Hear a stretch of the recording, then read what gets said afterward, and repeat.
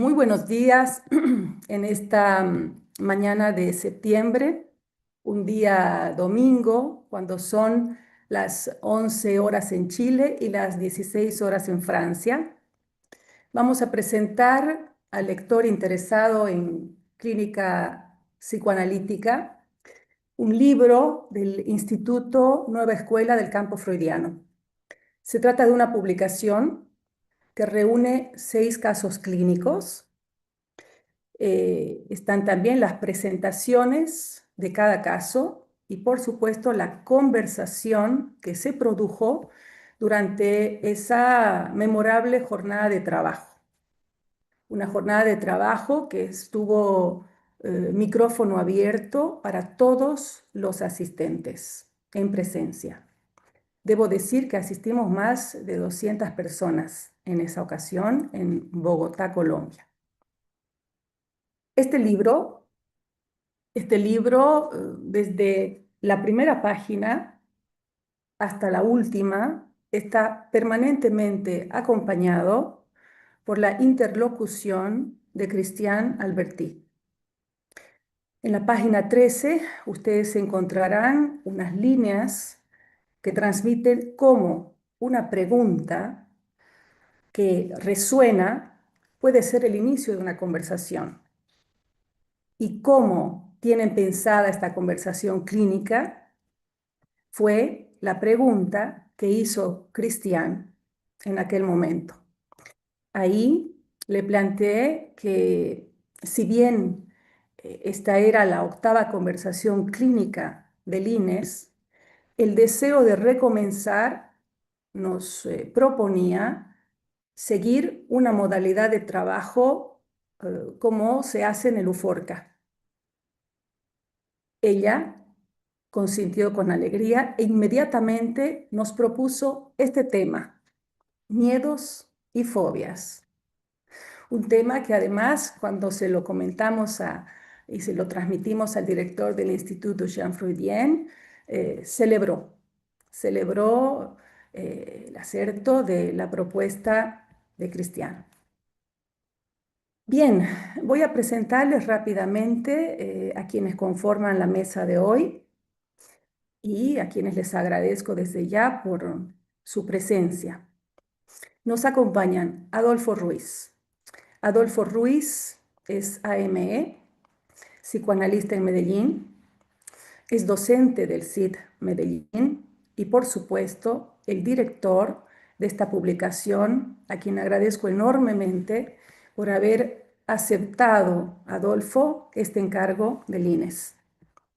Solo Adolfo, con su experiencia y amor por las letras, podía recoger el precioso material de la conversación para editarlo prolijamente y transformarlo en un libro para un lector. También está con nosotros Claudia Subieta. Ella es psicoanalista en Cochabamba, Bolivia. Claudia es miembro de la ANEL y de la AMP. Y ella participó en la conversación clínica con la exposición y la discusión para un caso de su práctica. Debo decir que Claudia es una colega que también tiene un gusto especial por la escritura, lo que hará más interesante la presentación de este volumen con la rigurosidad que la caracteriza. Nos acompañan también hoy la juventud del INES.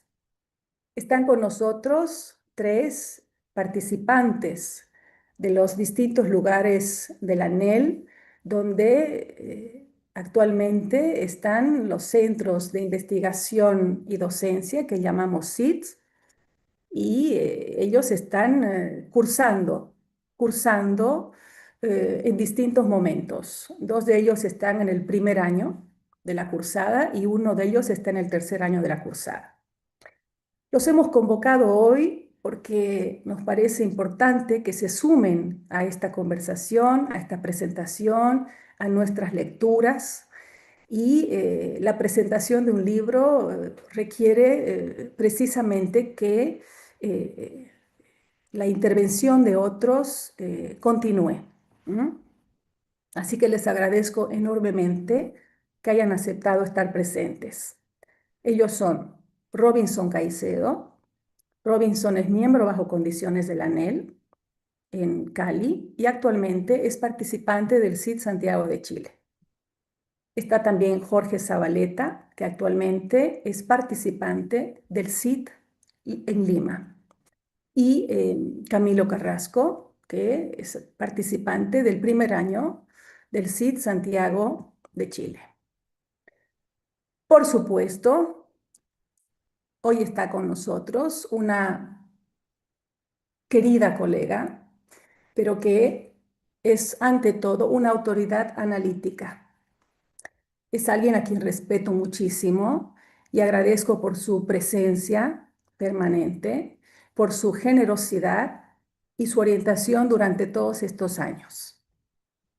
Cristiana Albertí es la presidente actual de la AMP y espero que siga siendo una colega a quien podamos recurrir en los momentos de lecturas de nuestra permanente formación.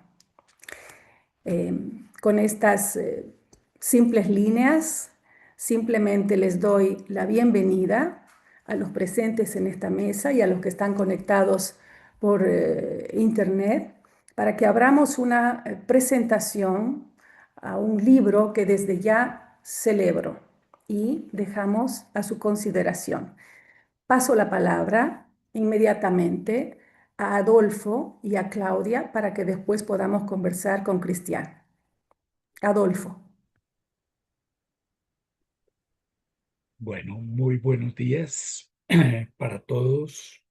En primer lugar, agradecer, Raquel, agradezco tus palabras, pero agradezco también, te agradezco en tanto directora del INES y también al directorio y al comité ejecutivo por la invitación al trabajo que hoy tiene como fruto este libro que estamos presentando. Por supuesto, también agradezco mucho a Cristian Alberti, ¿cierto? Por todo su acompañamiento. Bien, un apunte anecdótico con algún toque personal. 6 de enero de 2005, 6 de enero, 7:41 de la mañana. Recibo por WhatsApp un mensaje de Raquel Kors preguntándome si en tanto docente del INES quisiera trabajar en la edición de este libro. Es una labor que me gusta, por lo cual, aunque estaba en ese momento ocupado junto con Ana Viganó y otros colegas en la preparación del libro que recoge los 3 momentos del coloquio seminario de la ANEL del 2024, publicado con el título 13 canciones sobre psicosis, y además por el interés que el tema me suscita, acepté. El editor sabe que el suyo es un trabajo delicado y siempre atravesado de una u otra forma por contingencias. Miller, en La lectura del inconsciente, texto que hace parte del libro Seminarios en Caracas y Bogotá, hace un interesante excursus sobre los signos tipográficos y señala que, lo cito, lo que hace al inconsciente legible en el psicoanálisis es, en realidad, la puntuación. La puntuación es lo que fundamentalmente agrega, introduce o desplaza el analista. Fin de cita. Apunta entonces a la función editora del analista. La edición editorial, y sobre esto es posible también tomar algo de lo que dice Miller en su texto, va más allá de poner puntos y comas. Introduce cortes, separaciones, pone frases entre guiones, se sirve de las negritas o las itálicas para marcar algo, para destacar o enfatizar alguna idea o concepto. Todo ello, por supuesto, a partir de una lectura cuidadosa del curso de aquello que él o los autores desarrollan. Un desafío aún mayor lo constituye la conversión del texto oral, como el que se produce en una conversación clínica, en texto escrito. Aprovecho la ocasión para agradecer a Karina Zapata de la Anel Santiago por la desgrabación del material. Bien, ya hecho este trabajo, es un gusto enorme y un honor estar hoy aquí para participar en el lanzamiento del libro que por primera vez recoge y publica bajo este formato una conversación clínica del INES. Hay otras publicaciones, bitácora recogió en su momento también aspectos de la conversación, pero es el primer libro.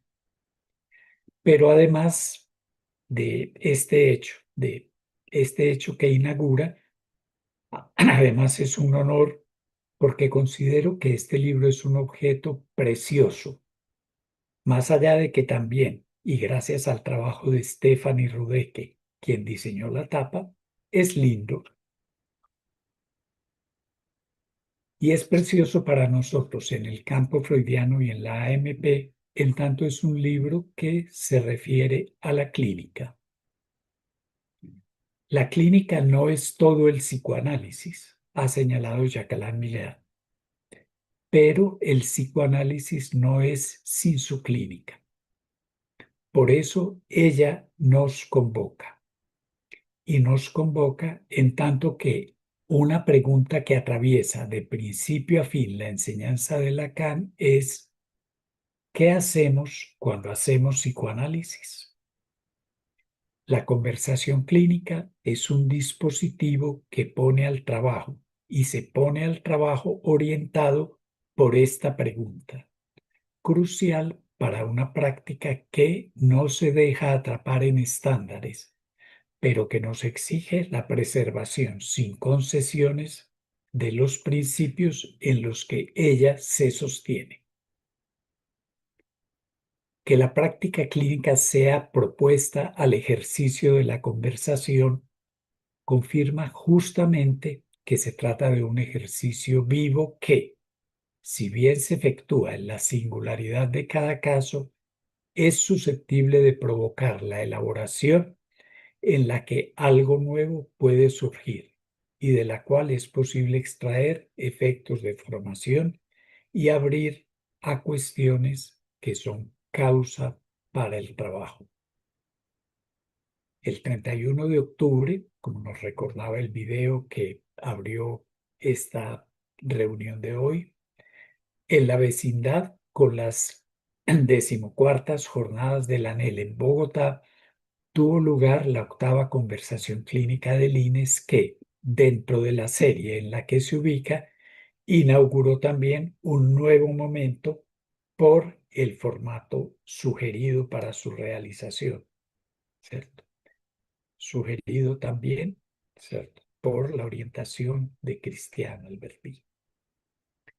Este libro nos da la posibilidad, tanto a quienes tuvimos la ocasión de estar allí presentes, como a otros interesados, de volver sobre todo el rico material que se trabajó y de apreciar y servirnos de la riqueza, de las múltiples e importantes enseñanzas que de él se desprenden.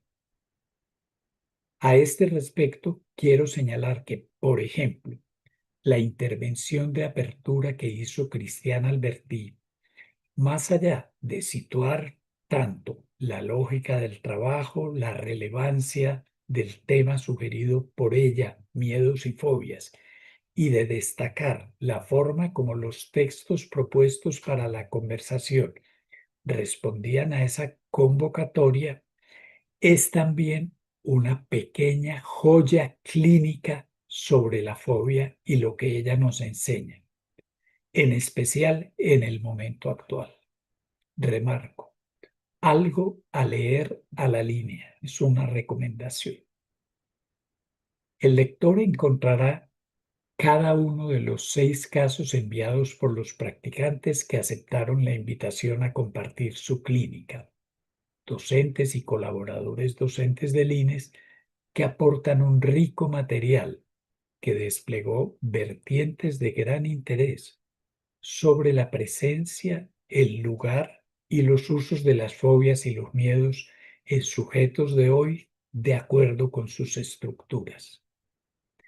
Están también las intervenciones de los presentadores de los casos, fundamentales para el ejercicio de la conversación, en tanto nos ofrecen sus líneas de lectura y proponen interrogantes a trabajar. Y finalmente, el libro nos permite volver sobre la fina interlocución de Cristian Alberti, que en cada ocasión, caso por caso, situó con gran precisión clínica lo atinente a la lógica de la cura, marcó articulaciones teórico-clínicas y puntuó algunas de las intervenciones con las que cada practicante operó en momentos coyunturales importantes del trabajo. Quiero, para concluir esta intervención, señalar que la presencia y el acompañamiento de Cristian Alberti se prolongaron más allá del evento mismo de la conversación. Cuando Raquel decía ahora que la presencia de Cristian está de la primera a la última página del libro, ¿cierto? Yo quiero señalar que eso no es una metáfora, eso es un hecho. Cristian revisó el texto del libro, siguió conversando con él y con nosotros, los responsables de la publicación, para afinar con su precisa lectura clínica aspectos importantes para la transmisión y la enseñanza. También por esto, nuestra gratitud contigo, querida Cristian. Tenemos aquí entonces un rico material de trabajo que nos convoca a servirnos de él, que sea para cada uno una productiva lectura. Paso a formular a Cristian una pregunta que toca con un punto al que he hecho alusión. En la lección del 17 de mayo de 1977 del Seminario 24, Lacan sigue interrogando al psicoanálisis sobre el modo en que funciona. Cito a Lacan. ¿Cómo es posible, pregunta, que constituya una práctica que incluso algunas veces es eficaz? Fin de cita. En sus palabras de apertura a la octava conversación clínica del INES, refiriéndose a aspectos de los casos que se iban a presentar, usted señala lo siguiente, cito, la clínica sirve aquí como instrumento de orientación para el método analítico. Fin de cita. Entonces, en el contexto del ejercicio de la conversación clínica y de la importancia que ésta tiene, ¿podría usted decirnos algo más sobre esto? Muchas gracias. Gracias, Adolfo. Claudia. Muy bien, bueno, primero que nada, muchísimas gracias, muy buenos días, muchísimas gracias al directorio del INES por esta invitación y en especial a Raquel Kors, que ha podido leer mi amor por la lectura y la escritura en esta presentación que hace. También el agradecimiento a Cristian Alberti por el acompañamiento y su lectura de los casos. Entonces, bueno, voy a pasar a una pequeña intervención y pregunta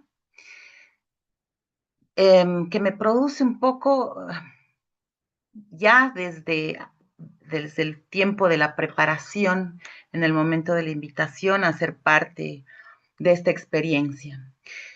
Y empiezo con estas preguntas. ¿Qué es un caso en psicoanálisis? ¿Cómo se construye un caso? ¿Por qué se construye un caso? Más aún, ¿por qué se lo lleva a la conversación? La construcción de un caso y la conversación acerca del mismo no va de suyo, no es una obviedad.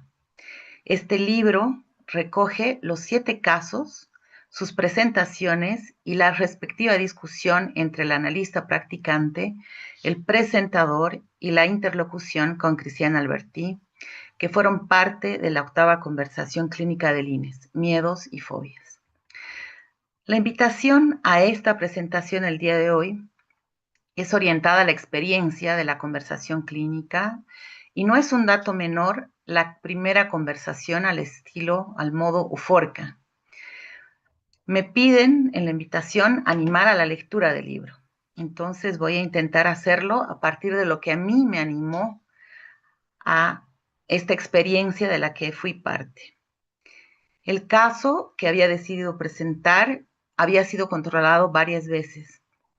Sin embargo, la preparación hacia la 8ª conversación en Bogotá exigió a su vez varias conversaciones previas con quien sería la presentadora del caso, Lorena Greñas, lo que nos llevó a trabajar a ambas, una y otra vez, alrededor de varias preguntas en relación al estatuto de la angustia en la psicosis, al pánico, al miedo. ¿Es posible pensar la fobia en la psicosis? ¿De qué manera? ¿Cuál es el lugar del analista en la transferencia, en sus maniobras y en sus efectos? ¿Cómo articular de manera lógica el caso? Y sobre todo, ¿cómo transmitir estas preguntas para su conversación? A mí me animaba muchísimo escuchar la lectura de los otros acerca del caso, poner al trabajo esas preguntas.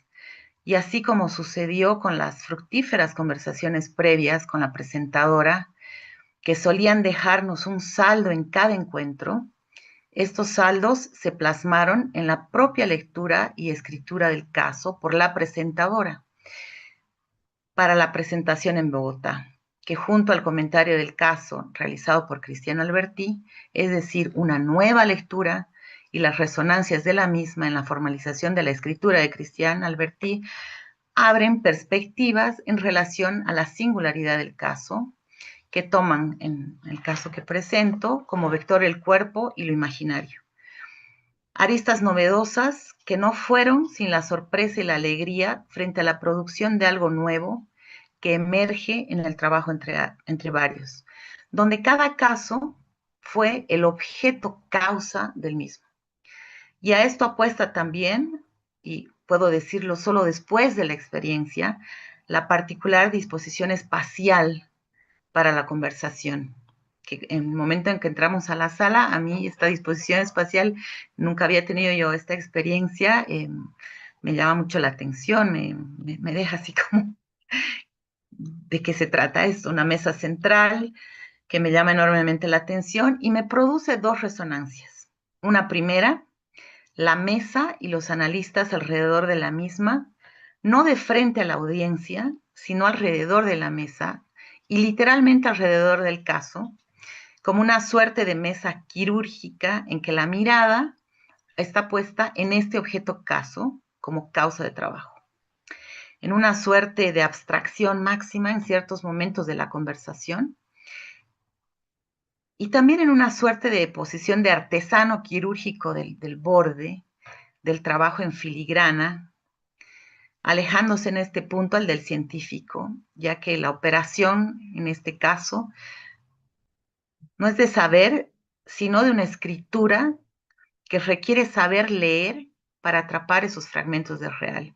Creo que esta es una resonancia muy fuerte, ¿no? El tema de la lectura, el saber leer para poder atrapar esos fragmentos de real y cómo cada uno, cada una, yo con la presentación del caso, Lorena como presentadora con una suerte de reescritura del caso, Cristian también este saber leer para atrapar estas cuestiones reales y poder hacer el comentario y, bueno, las puntuaciones que ella hace, exigen también un esfuerzo de lectura y de escritura, ¿no?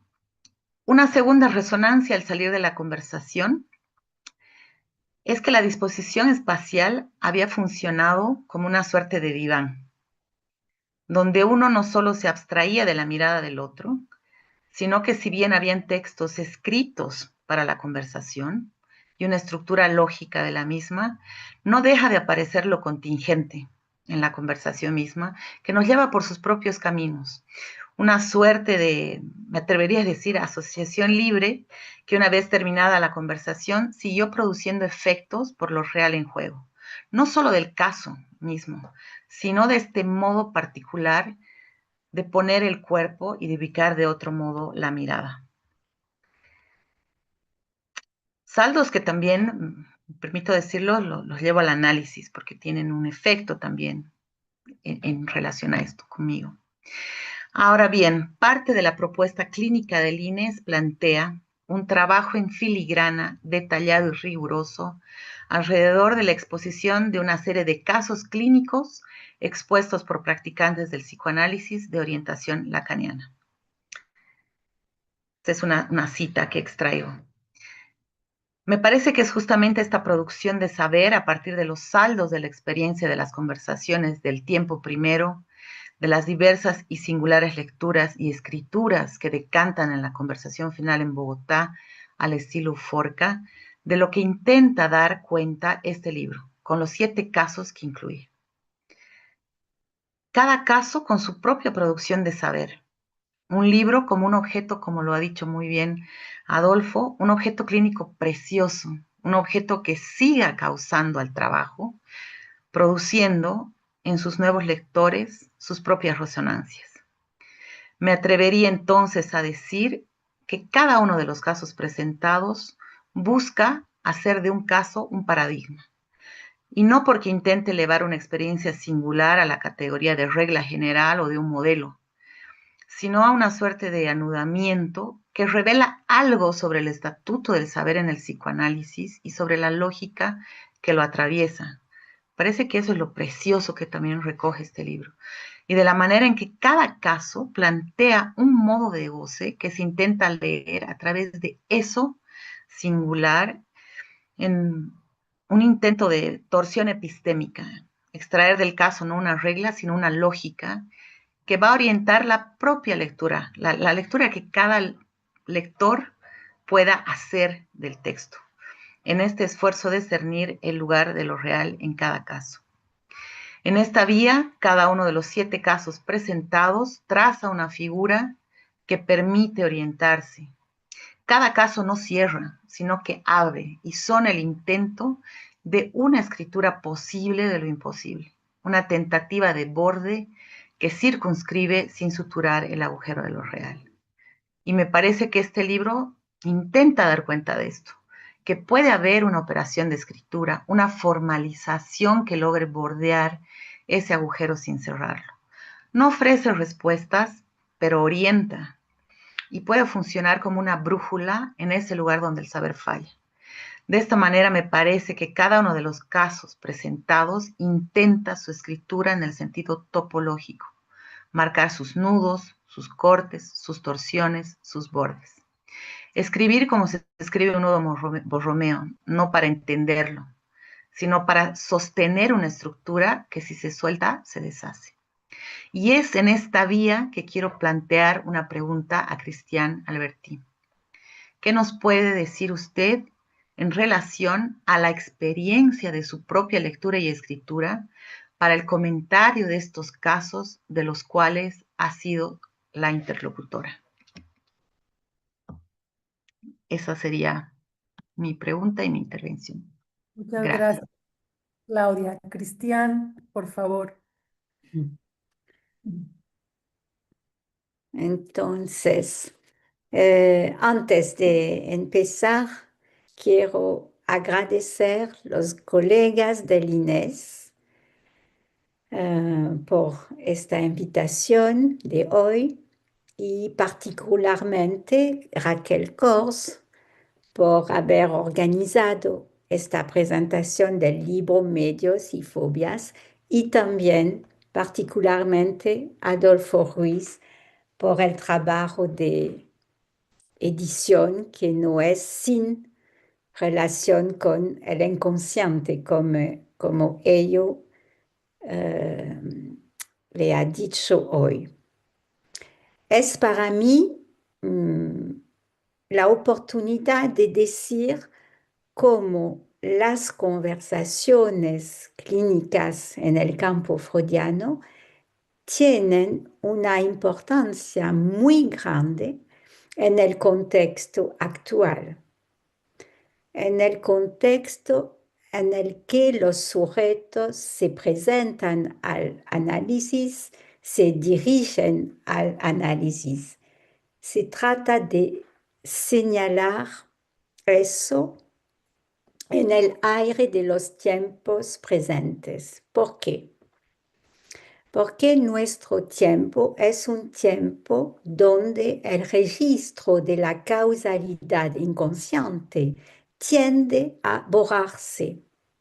El aire de los tiempos no es favorable a la subjetivación, más bien se promueve la objetivación de los síntomas, la medicalización de los fenómenos o su disolución en el yo, el individuo autónomo, el ciudadano agente de la voluntad.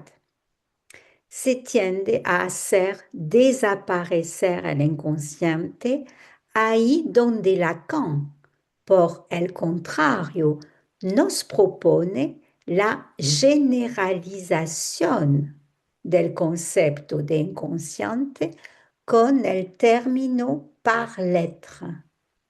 Una generalización quiere decir más allá de la estructura, sin que por esa razón se la anule. Entonces, ahora voy a responder a Claudia y Adolfo en una respuesta común y voy a responder a los dos colegas. Lo que me interesó en la pregunta de Claudia es que mencionó una operación que requiere saber leer. Pero hoy quisiera decir en qué sentido hay una lectura propia al psicoanálisis que hacen de él una formación que no se parece a ninguna otra. En efecto, partamos de una definición de la clínica que Lacan propuso en la apertura de la sección clínica en París el 5 de enero de 1977. Dice: la clínica psicoanalítica consiste en el discernimiento de cosas que importan y que serán masivas desde el momento en que se haya tomado conciencia de ellas. Y, como diré en la introducción, el malestar en la civilización contemporánea no es propicio para hacer ese discernimiento. Discernir, hacer diferencias, distinguir. ¿Qué es lo que se trata de distinguir en el psicoanálisis como experiencia? La primera distinción me parece que debe hacerse es que se trata del discurso analítico, que la práctica concernida no es la de la psicoterapia. Es decir, que se toma en cuenta la palabra en tanto que tiene efectos de verdad, pero también efectos sobre el goce. Es decir, la palabra de un par l'être, un sujeto a quien le suponemos un inconsciente y un sujeto que tiene que soportarse en un cuerpo vivo gozante. Lo que quiere decir que no se trata de sostén, no se trata de ayuda, no se trata de dar explicaciones ni consejos. ¿De qué se trata entonces? ¿Qué tenemos que decir o hacer? Hay algo esencial en el binomio clínica y lectura. En efecto, partamos de esto que dice Lacan. El inconsciente implica que se escuche. La pregunta es, ¿escuchar qué? ¿Y a partir de qué? Se trata de escuchar, lo dirimos, a partir del discurso analítico, en tanto que existe en dos palabras, dicho de otro modo, en tanto que se distingue de todos los demás discursos. Es un discurso que no busca hacer callar la queja o el decir escandaloso fuera de la norma de un sujeto. Al contrario, es un discurso que recorta los relieves, que hace surgir las aristas del discurso, aquellas que hagan del sujeto analizante un ser que no se parece a ningún otro, un ser absolutamente singular. ¿Qué decir entonces de esta escucha en la clínica si no depende de ningún estándar? Sin estándar, pero no por ello sin principios. A partir de aquí, ¿qué es lo que está en el principio de nuestra práctica? Hay en el principio de nuestra práctica un saber, pero no se trata tanto de un saber escuchar como de un saber leer el síntoma. Y aquí, leer toma una dimensión mucho más esencial. En efecto, el inconsciente implica que se le escuche. Escuchar es necesario porque el deseo del analista comienza por el deseo de interpretar, en el sentido de apertura sobre el sujeto del inconsciente. Es una de las primeras preguntas que se hacen en el control cuando se relata un caso. Entonces, la primera pregunta que se plantea es, ¿cuál es la relación con el sujeto del inconsciente? ¿Dónde sitúan el sujeto del inconsciente? Si llevar un caso control se reduce al relato de la vida del sujeto, es un relato sin sabor, sin interés. No me cuente su vida, me dijo una vez mi control. Entonces, ahora voy a decir algo para responder a Adolfo Ruiz. Su pregunta es, ¿la clínica sirve aquí como instrumento de orientación para el método analítico? Lo que quise decir es que debemos situarnos en un contexto de despatologización generalizada. Es cierto que la práctica clínica de Lacan, en la parte final de su enseñanza, socava los fundamentos de la referencia a lo normal, a la salud mental. El aforisma de Lacan, todos están locos, es decir, delirantes, significa que nuestra práctica clínica postula la insuficiencia radical de lo real y lo mental. No hay armonía y nunca la habrá entre lo real y lo mental. Por eso, se trata de una práctica clínica lacaniana que amplía el concepto de síntoma heredado de Freud al incluir esencialmente aquellos remanentes sintomáticos que permanecen al final del análisis y que llevan a Freud a considerar una parte ineliminable del síntoma. Por eso, Lacan lo llama síntoma en la antigua ortografía que restauró síntoma con el nombre propio de lo incurable.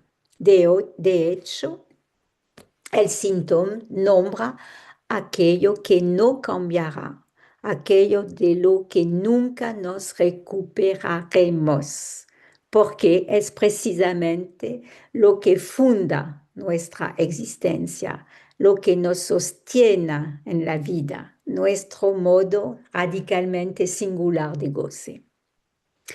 En cierto sentido, Lacan anticipó las consecuencias de la ideología contemporánea del igualitarismo universal, que se concretan en una despatologización generalizada. Hoy en día es la propia clínica en su conjunto la que se rechaza, siempre sospechosa de promover categorías segregacionistas. ¿Significa esto que el psicoanálisis se mueva en esta dirección? No.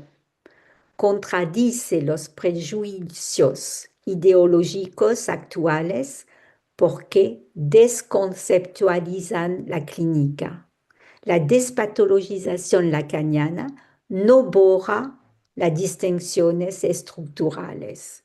Por el contrario, resalta las aristas del modo de goce. La clínica no se aborda aquí por sí misma, sino que sirve como instrumento para orientarse en la interpretación del principio del método analítico. Ya está. Gracias por su pregunta. Gracias, gracias, querida Cristian. Pasamos entonces a las preguntas de nuestros tres colegas participantes de los SITs. Vamos a escuchar las tres preguntas y después pasamos la palabra a Cristian. Entonces, por favor, Robinson, Jorge y Camilo, los escuchamos. Robinson. Muy buenos días, estimada Cristian. En el libro revisé los casos, miedo-solución, del pánico y la determinación al artista visual y preservarse ante el miedo. También revisé, revisé todo el libro, pero me fijé en esto y junto con la apertura que usted hace de la conversación. Entonces me surgen las siguientes inquietudes.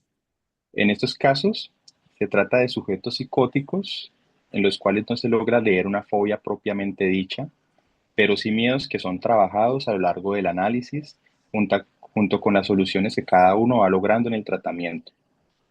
¿Qué enseñanzas acerca de la fobia pudieron ser una orientación para el tratamiento de estos sujetos?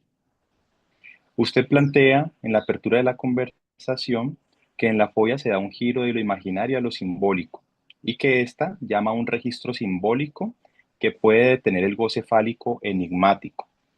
En estas páginas se pregunta también por el desencadenamiento de la fobia con el ejemplo de dos casos: el niño de las gallinas, que Lacan trabaja en el seminario 16, y el pequeño Hans. Dado que yo he leído el término desencadenamiento más en relación con la psicosis, pregunto, ¿qué nos permite diferenciar el desencadenamiento cuando se trata del de una fobia, de un desencadenamiento psicótico? ¿Cuál sería la lógica del desencadenamiento de una fobia? Esas son. Gracias, Robinson. Jorge. Buen día, ¿cómo están? Buen día, Cristín. La pregunta es la siguiente. Es bastante ostensible constatar hoy por hoy que uno de los rostros del malestar contemporáneo de la cultura o de la civilización es el rostro del miedo, o los miedos en plural, ¿no? La viralización de miedos, de discursos que suscitan miedos. Aparejado a ello, se puede también constatar en los dispositivos clínicos de orientación lacaniana una profusa presencia de subjetividades débiles o sujetos desabonados del inconsciente, como refiere Lacan en el seminario 11, si no me equivoco. O prestándome en concepto de los filósofos Alain Badiou y Giorgio Agamben, sujetos desubjetivados. En consonancia con ello, me parece interesantísimo lo que señalas en la página 70 del libro Miedos y Fobias, a propósito del comentario sobre uno de los 6 casos, sobre, y te cito, ganar subjetividad, ganar un espesor del cuerpo. Se puede pensar, en contraste con otros enfoques, si una forma clínica del psicoanálisis de orientación lacaniana de servirse del significante miedo, tan caro a nuestra época, como horizonte para que estos sujetos desubjetivados hagan un lugar a los síntomas, a los vínculos, a las articulaciones que produzcan nuevos saberes sobre sí mismos. ¿Podrías, Cristian, ahondar más en esto de ganar subjetividad, espesar el cuerpo, concibiendo al miedo como horizonte más que como punto de inicio? Esa sería la pregunta. Muchas gracias, Jorge. Camilo,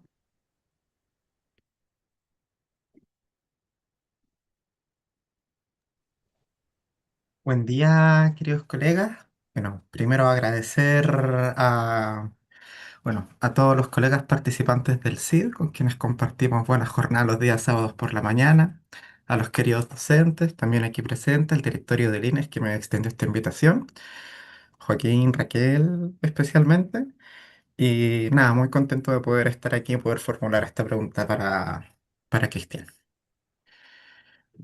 Eh, bueno, me sirvo de algo que dice Claudia, ¿no? A propósito de cada caso es el objeto causa del trabajo.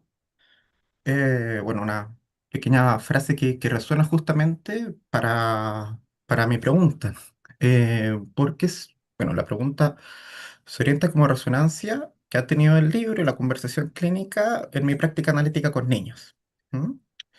Entonces, pienso en aquellos casos donde no hay un miedo ni una angustia localizada, sino todo lo contrario, el miedo a nada.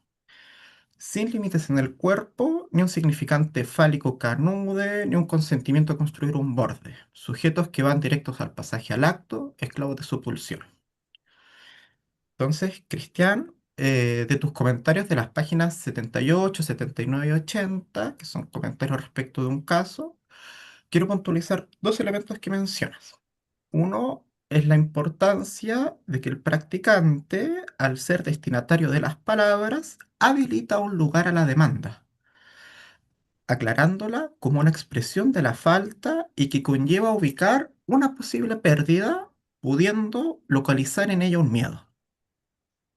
Otro punto que señalas, citando el diálogo de Lacan con Mademoiselle Boyer, es el corte que Lacan hace. Entre comillas, quieren valorizarme, ante lo que Lacan responde, y entonces dime la idea que tienes de tu valor.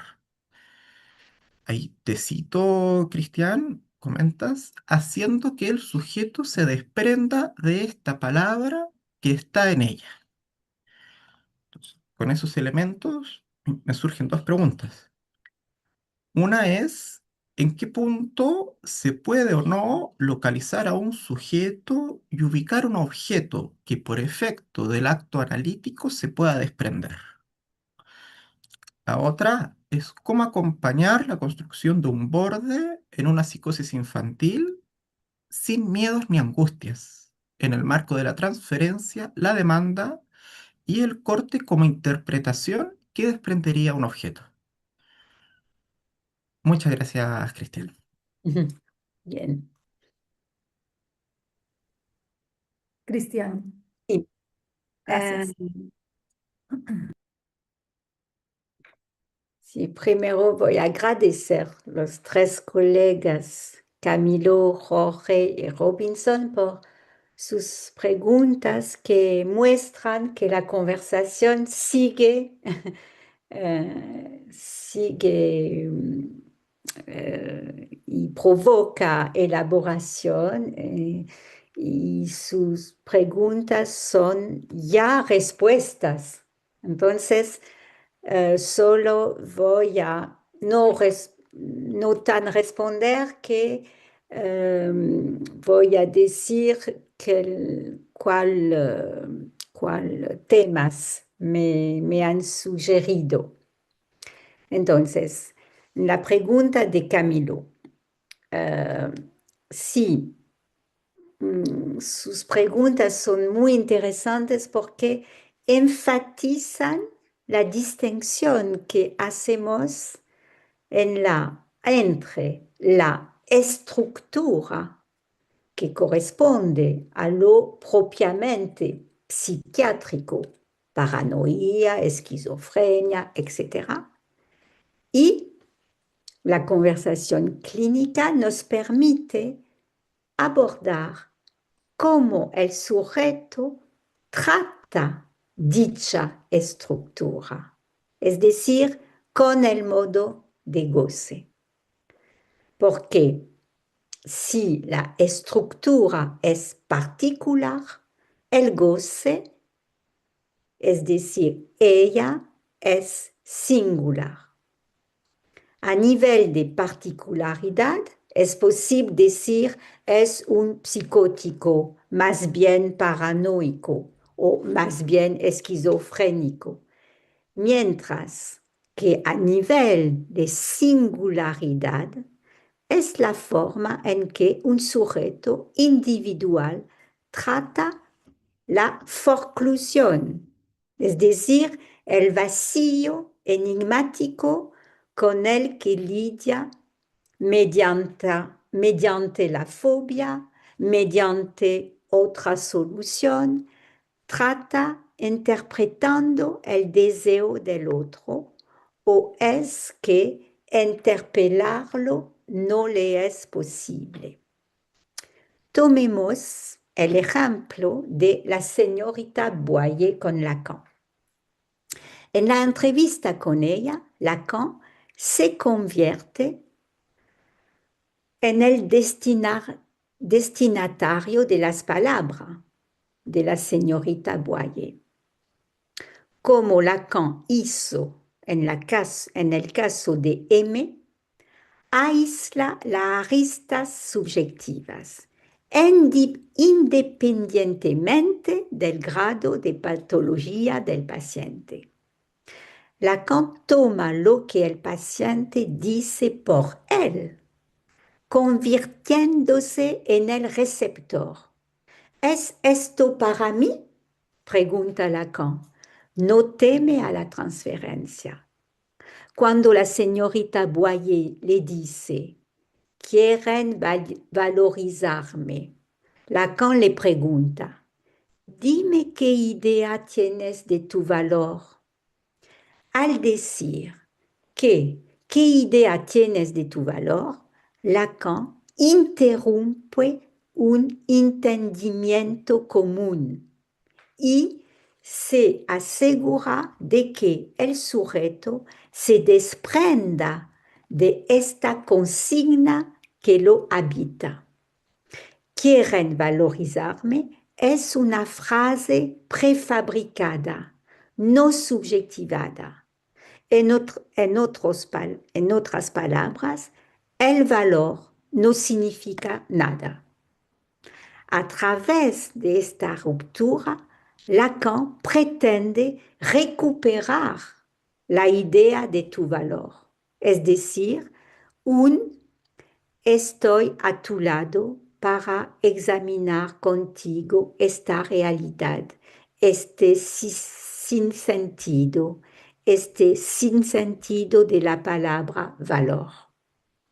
Así pues, en este contexto de la psicosis, la cuestión de la demanda es muy difícil de abordar, dado que el objeto de la demanda no se extrae, el sujeto no puede pedirlo y a veces puede decir quiero esto o aquello, pero en realidad es el objeto mismo el que lo captura y se le impone. Entonces es el movimiento al reverso.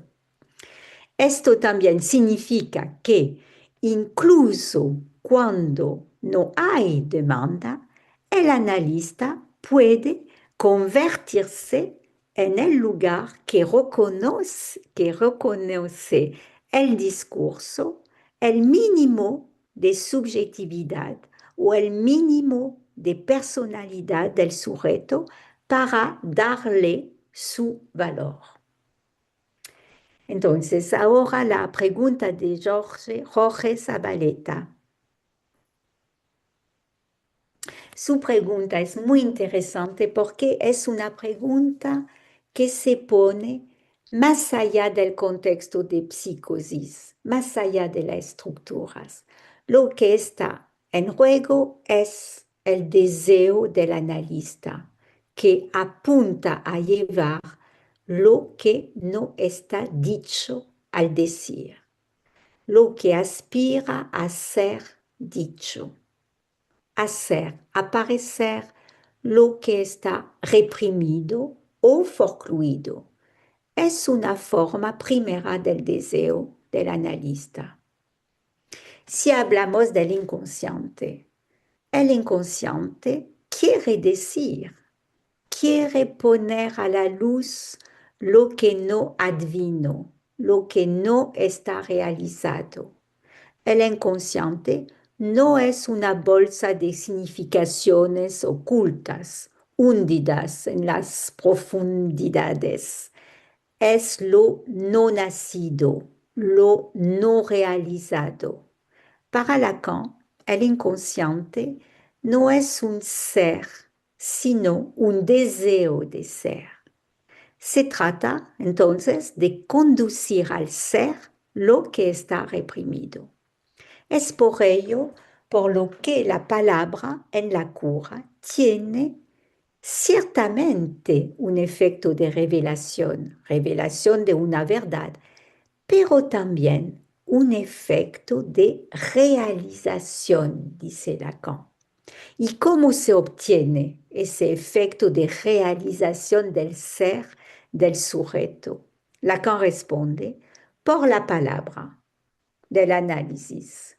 El inconsciente se realiza en la palabra, se hace la experiencia de ello en análisis. En ese sentido, la palabra tiene un efecto de realización, el ser, y no solo de revelación. Este ser que entrega la palabra debe producirse, no está dado. Se realiza implícitamente en una palabra. Sin la palabra que afirma el ser, no hay puesta en juego de lo reprimido. Por eso es un efecto esencial de la palabra. En análisis, esto les da en un sentido de un espesor de ser, ganan espesor de ser. Así también por los sujetos que son sujetos desabonados del inconsciente. Hablar con el analista tiene ese efecto de realización, porque la palabra permite situar el sujeto en el discurso, situar el sujeto en el intercambio con el otro, entonces en el mundo. Así hay un efecto de ganar un espesor de ser. Y la palabra la pregunta de Camilo Carrasco. No, la palabra de Robinson, disculpa. Sí, en la conversación lo que fue muy interesante, hemos distinguido lo que ocurre en la psicosis, donde a menudo se trata de un miedo generalizado, no localizado, y que es específico porque podemos ver que es todo el exterior lo que se generaliza y lo que causa la ansiedad, el miedo. No hay un antes ni un después, como si ocurre cuando el sujeto se encuentra con su padre, con un padre, un momento desencadenante. En la neurosis es diferente. Lacan utiliza el término supleencia en relación con la fobia del pequeño Hans. El caso de este niño ilustra claramente lo que ocurre cuando el significado fálico aún no se ha manifestado. El sujeto se identifica con el deseo de la madre.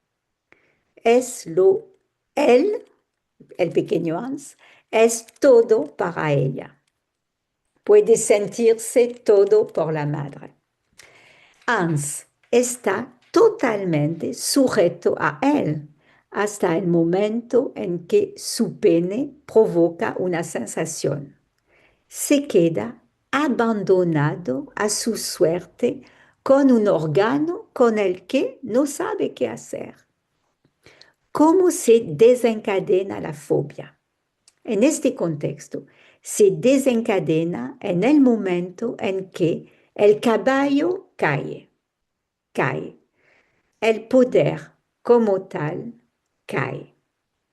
Al caer, el caballo simboliza un poder y caída y adquiere el valor de sustituto del nombre del Padre en forma de significante. Y así, el objeto fóbico es como un tótem para aquello que impide el jouissance. Un significante imaginario puede asumir la consistencia del objeto que a la vez causa ansiedad y lo que interrumpe la jouissance y lo que detiene. Es un principio de stop. Basta. Creo que es todo lo que quiero decir hoy. Muchas gracias a todos. Gracias, Cristian. Es, es difícil decir basta cuando, cuando causas, gracias a lo que vas recogiendo de las preguntas, porque es como que se recomienza la conversación. Sí, A mí me sí, surgen claro. algunas cuestiones que se esclarecen clínicamente. Quiero aprovechar para decir que Cristian estará en Santiago de Chile próximamente cuando sean las jornadas de la ANEL y también estará en una presentación de enfermos para los docentes del INES el 6 de noviembre. Así que bueno, tenemos aún por seguir un poquito más trabajando contigo, Cristian. Bien, si alguien quiere aclarar algo, esclarecer un poquito más, tenemos como 5 minutos y de ahí vamos cerrando.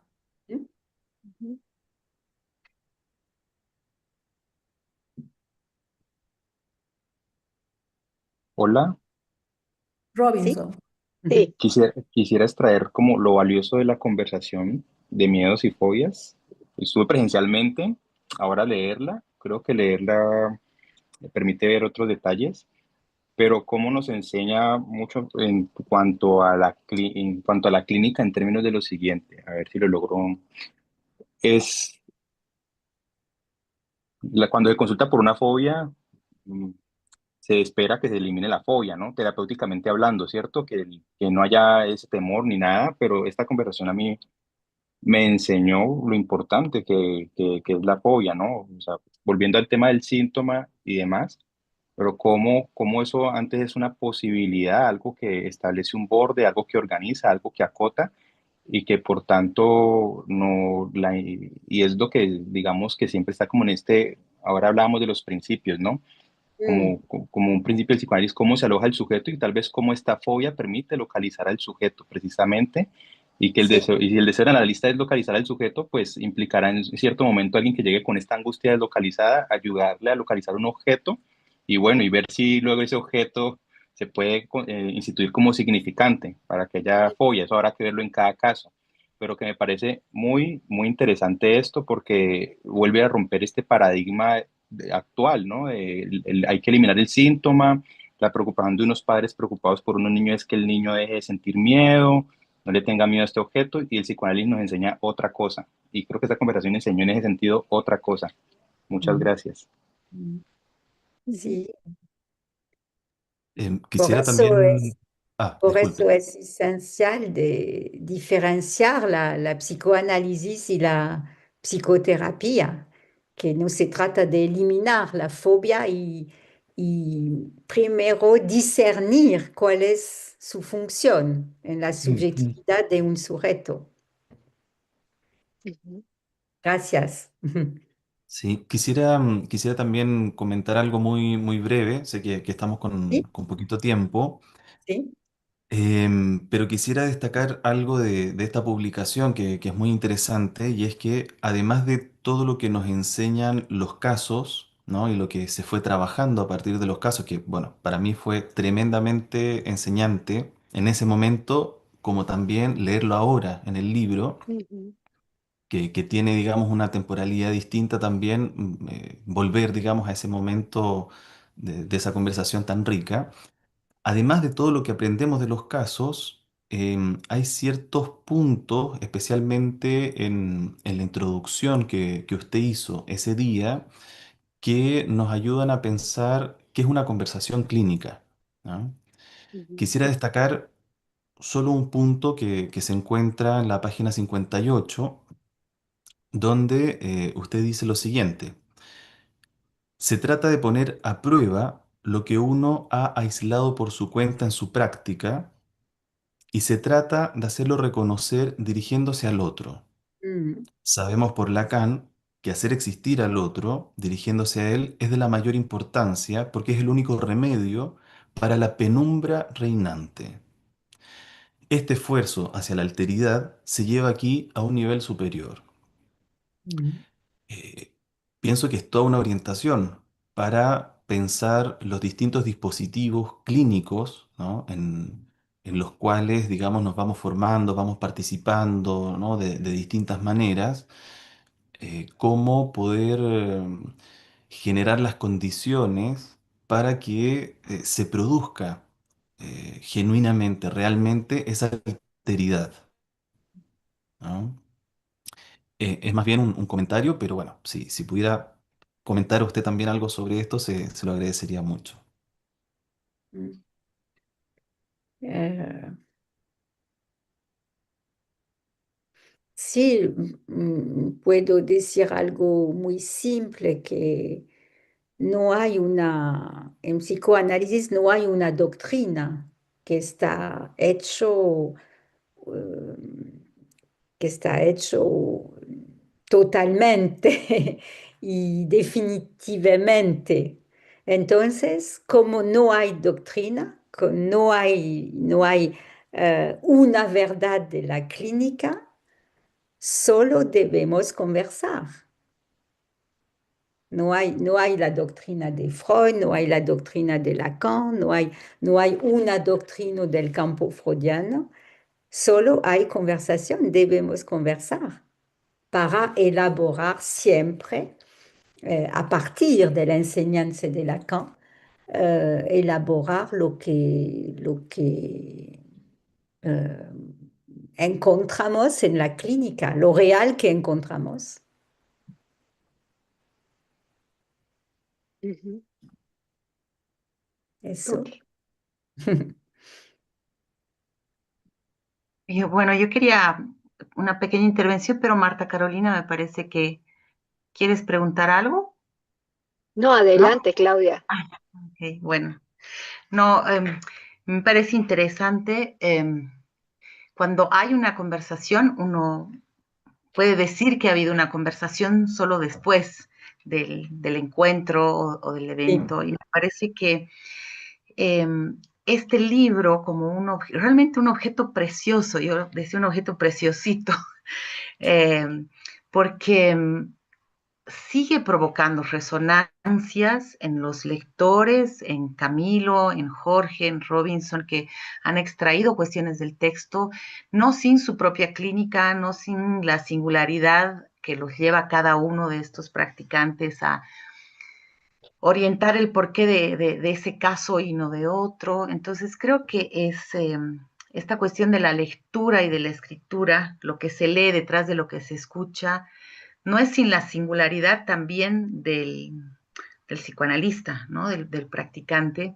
Y en ese sentido me parece que el libro, al recoger textos clínicos, que eso sí me parece que es como una novedad también, lo nuevo, se hace muy rico porque sigue posibilitando el trabajo, ¿no? Sigue posibilitando aperturas para seguir trabajando. Entonces, en ese sentido, también yo, bueno, parte de la pregunta que te había hecho era un poco este saldo que deja el libro. ¿Qué saldo te deja a ti, Cristian, en tu función de interlocutora, de lectora y de escritora también? ¿No? ¿Qué saldo tú extraes de esto? ¿Es una pregunta? Sí.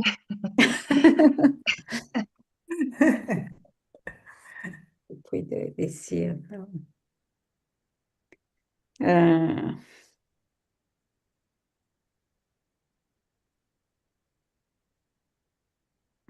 sí, lo que puedo decir es que lo que puedo extraer de esta experiencia de una conversación clínica en una lengua que no es mi lengua, es que podía experimentar lo que fue esencial en la conversación, más allá de la lengua, que puedo experimentar la eficaz de la conversación. Entonces fue una alegría eso.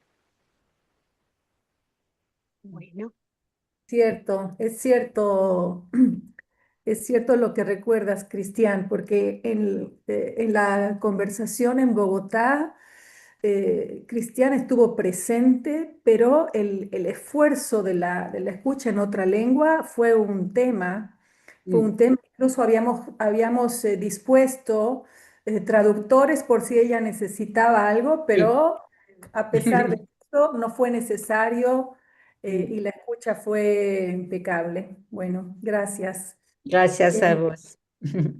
Marta Carolina, el bien, bueno, director va a decir las palabras, sí. muchas gracias a Cristian, a Adolfo, a Claudia, a Camilo, Jorge, Robinson, quienes han provocado el estudio de este texto, porque la conversación, como dicen, es retomar las precisiones clínicas tan valiosas que son tan importantes para el estudio y la investigación en el instituto, en el INES. Y consideramos que se publicara esta conversación clínica es de altísimo valor, retomando a la paciente de Lacan. Para nosotros tiene mucho valor el podernos leer con cuidado, el poder retomar las enseñanzas clínicas y epistémicas que se concluyen de esta conversación en Bogotá. Gracias a Cristian y a cada uno de ustedes. Los invitamos para nuestro próximo encuentro, que va a ser el domingo 26 de octubre a las 12 horas de Chile, donde vamos a presentar el libro que enseña un docente del instituto, que parte de las conversaciones que se sostuvieron con 3 invitados sobre esta pregunta. Vamos a ver ahora un pequeño video para recordar esto y vamos a tener la presencia de Domenico Consenza para esta conversación. Muchísimas gracias a cada uno y seguimos estudiando Gracias. y leyéndonos mucho. Gracias a ustedes. Gracias. Chao. Chao. Muchas gracias.